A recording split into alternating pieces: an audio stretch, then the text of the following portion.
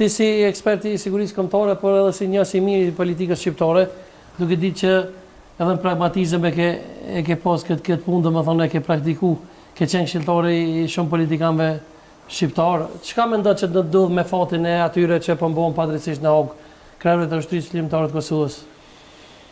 Ish presidenti Thaçi, ish kryetarit të kuvendit Kadri Veseli, mua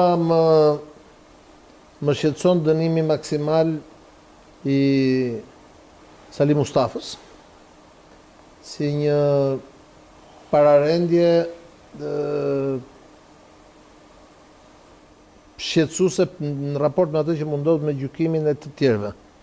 Pasi në kushtet normale 3 vjet para burgim që janë kaluar tashmë, do të mjaftonin edhe për të mbyllur procesi, po edhe për ata të ishin kthyer në shtëpi ose ta ndiqnin procesin o nga arresti shtëpiak ose nga pozitat e një mase sigurie të ndryshuar në qoftë edhe në një vend evropian.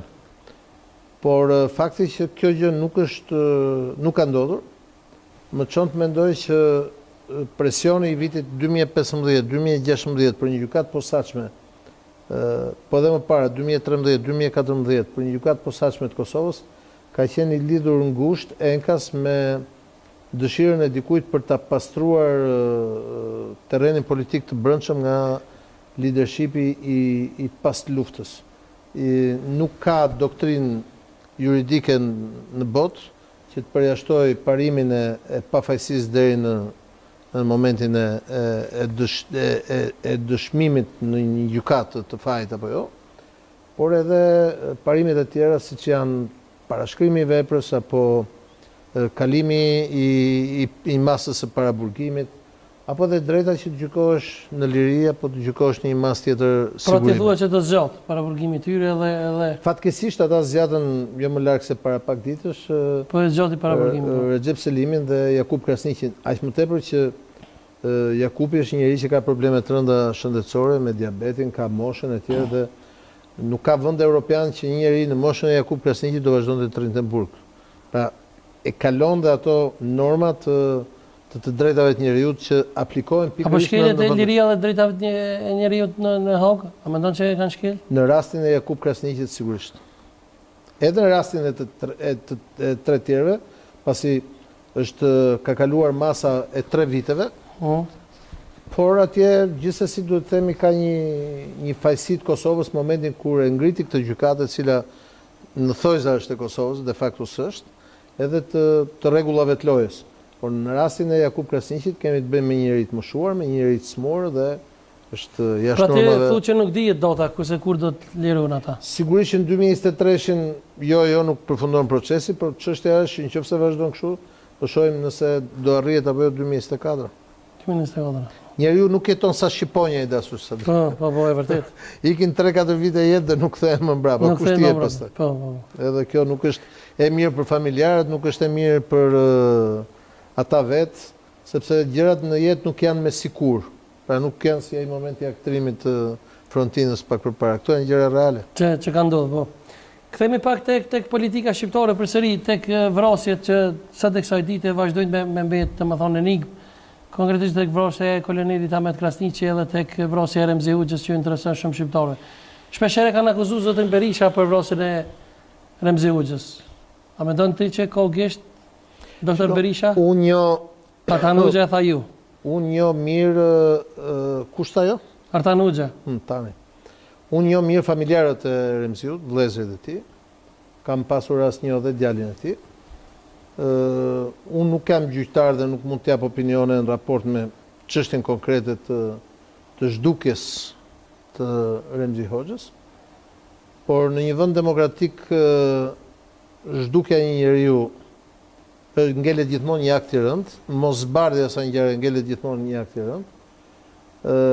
Dhe mospasja gisht drejt për drejt e zotit Berisha, sikundër ka thënë Artan Hoxha që është një miku im i vjetër, një kolegu im i vjetër dhe një njeri që njeh mirë çështjet e kriminalitetit në Shqipëri, nuk zbe faktin që drejtimi politik i Shqipërisë asaj kohe ka qenë pikërisht ai zotit Berisha dhe nga pikpamja politike është një përgjegjësi e madhe sot dhe është një drejtësi e madhe dhe sot në karrierën e tij. Po te familja Hauklaj, ai le faj doktor Berishës? Ajo është një gjë shumë e komplikuar se sa aq. Unë do të t'jap vetëm një dhënë. Nuk është e rastësishme që ngjarjet, vrasjet në Tropoj përfunduan kur përfundoi edhe lufta në Kosovë. Që do të thonë? Që do të thotë ngjarjet e Tropojës 97, 98, 99 kanë qenë ngjarjet e një lufte që ka qenë e padukshme në frontin e prapavijës me qëllimin e destabilizimit të Shqipërisë dhe të minimit të luftës dhe të bazave të UÇK-s në gjitha territor.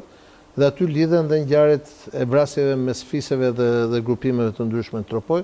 Përfshi këtu edhe ngjarjen tragjike të vrasjes së deputetit Azem Hajdari në 12 shtator 98-s.